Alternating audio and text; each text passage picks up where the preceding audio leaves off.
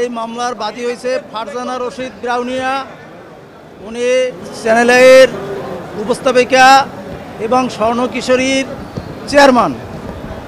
শাইখ সিরাজ হয়েছে ১ নম্বর আসামি, চ্যানেলের বার্তা সম্পাদক।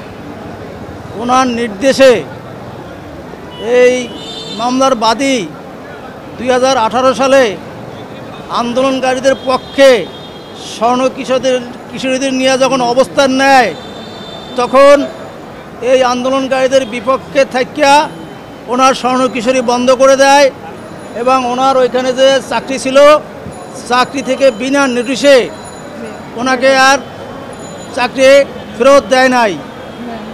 এ পর্যন্ত ২০২৪ সালে যে কোঠা আন্দোলন ছিল, যেহেতু উনি স্বর্ণ কিশোরীর চেয়ারম্যান এবং বাংলাদেশের মানুষের এই শিক্ষার্থীদের পক্ষে উনি সবসময় কথা বলে, উনি বলিষ্ঠ কণ্ঠ।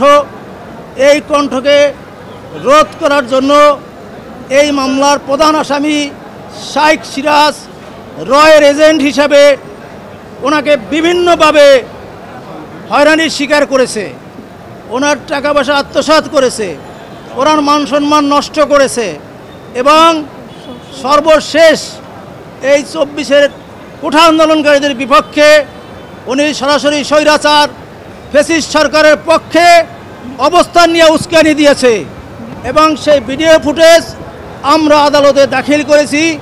বিজ্ঞ আদালত এই মামলাটি শুনে সন্তুষ্টি হয়ে সিআইডিতে তদন্তের এক আদেশ প্রদান করিয়াছে।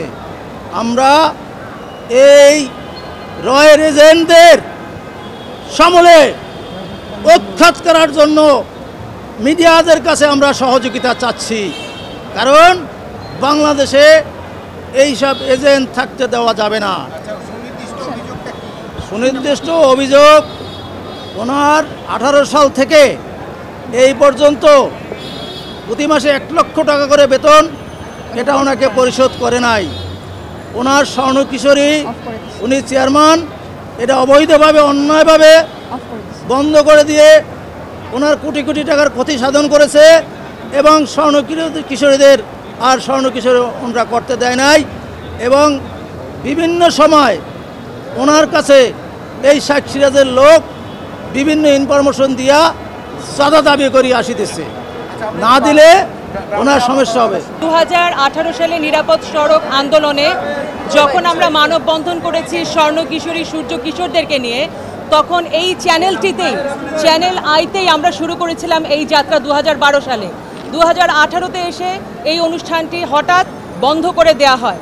পরবর্তীতে আমি জানতে পারি ফরিদুর রেজা সাগরের লেখা সমকালে তিনি লিখেছেন শাইখ সিরাজ ঘটনাটি ঘটিয়েছেন। আমার অভিযোগ, এই অনুষ্ঠানটি বাংলাদেশের যেই 2 কোটি কিশোর কিশোরী আছে তাদের প্রাণের অনুষ্ঠান। তারা এখানে ইনভেস্ট করেছে তাদের স্বপ্ন, তাদের শ্রম, তাদের মেধা, তাদের টাকা। এই অনুষ্ঠানটি বিনা বাক্যে, এটা ফরিদুর রেজা সাগরও বলেছেন, বন্ধ করে দেবার অধিকার কোনো মিডিয়ার নেই। সুতরাং আমার দাবি অনুষ্ঠানটি আবারও শুরু হবে একই চ্যানেলে এবং অন্যান্য চ্যানেলও যদি আমাদের সহযোগিতা করে। কিশোর কিশোরীদেরকে নিয়ে আমরা অনুষ্ঠান করতে চাই, আমরা তাদের পুষ্টি নিশ্চিত করতে চাই, বাল্যবিয়ে রোধ করতে চাই। দ্বিতীয়ত, সেই সঙ্গে সঙ্গে একজন মিডিয়া কর্মীকে যদি বিনা বাক্য ব্যয়ে, কথোপকথন ছাড়া হঠাৎ করে তার বেতন বন্ধ করে দেওয়া হয়, তাহলে তার রুচিতে আঘাত পড়ে। মামলার আসামি কাকে করেছেন? শাইখ সিরাজ করেছি, কারণ ফরিদুর রেজা সাগর লিখেছেন এই ঘটনাটি ঘটিয়েছেন শাইখ সিরাজ। তবে শাইখ সিরাজকে প্রথম যখন আমরা একটি লিগ্যাল নোটিশ পাঠিয়েছি, তিনি জানিয়েছেন যে বোর্ড এটাতে জড়িত। যেহেতু ফরিদুর রেজা সাগর বিদেশে ছিলেন, অসুস্থ ছিলেন দীর্ঘ সময়, তিনি এই বিষয়ে কিছু জানেন না বিধায় পরবর্তীতে তাকে অনুরোধ করলে তিনি বলেন বোর্ডে তিনি এটা প্লেস করতে পারছেন না। এরপরে আমি বোর্ডের, যেহেতু উনি লিখেছেন শাইখ সিরাজ, বোর্ডের সকলে এটার সাথে সম্পৃক্ত, বোর্ডের বাকি সকলকে এখানে সম্পৃক্ত করা হয়েছে। অর্থাৎ মামলাটি হয়েছে শাইখ সিরাজ অ্যান্ড গং।